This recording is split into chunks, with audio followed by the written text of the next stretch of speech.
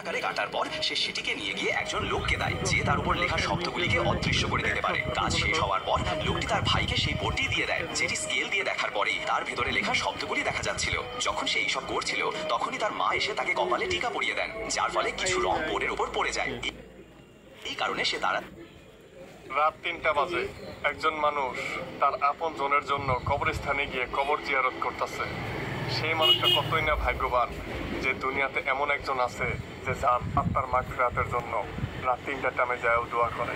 ভিডিওটা কেমন লাগলো জানাবেন।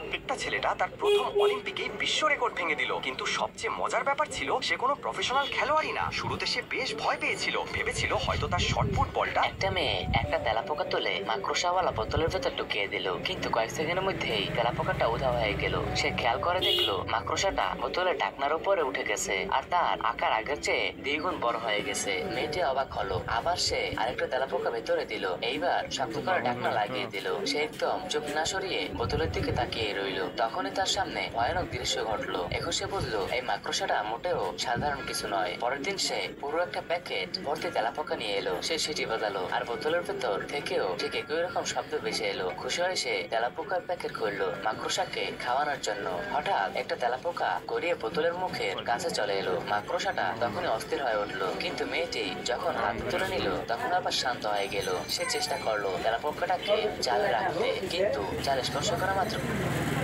সেটা মুহূর্তেই গলে গিয়ে অদৃশ্য হয়ে গেল। হঠাৎ বোতলটা টেবিল থেকে পড়ে যাচ্ছে, কিন্তু মেয়েটি দ্রুত ধরে ফেললো। তার মনে প্রশ্ন জাগলো, এত ছোট একটা মাকড়সার ভেতরে এত শক্তি কোথা থেকে এলো? সে ঢাকনার কাছে ঝুঁকে দেখলো, এবার মাকড়সা কয়েকগুণ বড় হয়ে গেছে। কিন্তু আসল ভয়ের শুরুটা হলো সেই রাতে। মেয়েটি গভীর ঘুমে ছিল আর মাকড়সা ধীরে ধীরে ঢাকনা খুলে ফেললো। তবে সে মেয়েটির কোনো ক্ষতি করলো না। সে হেঁটে হেঁটে ভেন্টিলেশন পাইপ দিয়ে পাশের এক বিধবার বাড়িতে ঢুকে গেল। শব্দ শুনে বিধবা দেওয়াল থেকে একটা ফটো ফ্রেম নামালো। ঠিক সেই মুহূর্তে মাকড়সা লাফ দিয়ে তার মুখে আক্রমণ করলো এবং সরাসরি মুখের ভেতরে ঢুকে গেল। সে সোজা পেটের দিকে নেমে গিয়ে অঙ্গ প্রত্যঙ্গ করে খেতে লাগলো। অল্প সময়ের মধ্যেই তার পেট ছেড়ে ফেটে মাকড়সাটা আবার বেরিয়ে এলো। কিন্তু ভয় এখানে শেষ হলো না। বাড়ির পরে মহিলা তার হারানো বিড়ালটাকে খুঁজছিল।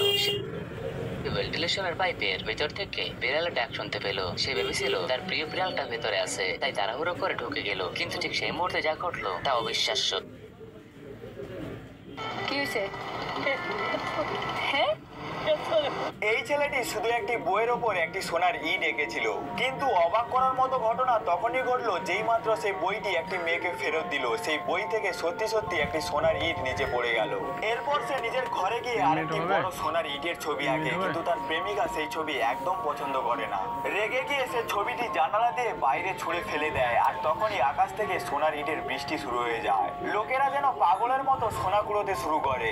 আসলে ছেলেটির কাছে ছিল একটি জাদুকরি কলম। সে যাই আঁকে পরের মুহূর্তে তা বাস্তব হয়ে সামনে চলে আসে, কিন্তু ছেলেটি নিজেই জানতো না এই ক্ষমতার কথা।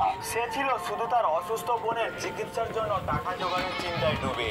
ঠিক সেই সময় তার এক বন্ধু আসে এবং জানায় একজন ধনী সিওর পোষা বিড়াল হারিয়ে গেছে, আর সেই বিড়ালের একটি ছবি আঁকতে সিও 1,00,000 ইউয়ান পুরস্কার দেবে। ছেলেটি ভাবে যদি সে ভালো ছবি আঁকতে পারে তাহলে সে টাকা দিয়ে বোনের চিকিৎসা করতে পারবে। তাই সে দেরি না করে সিওর বাড়িতে চলে যায়।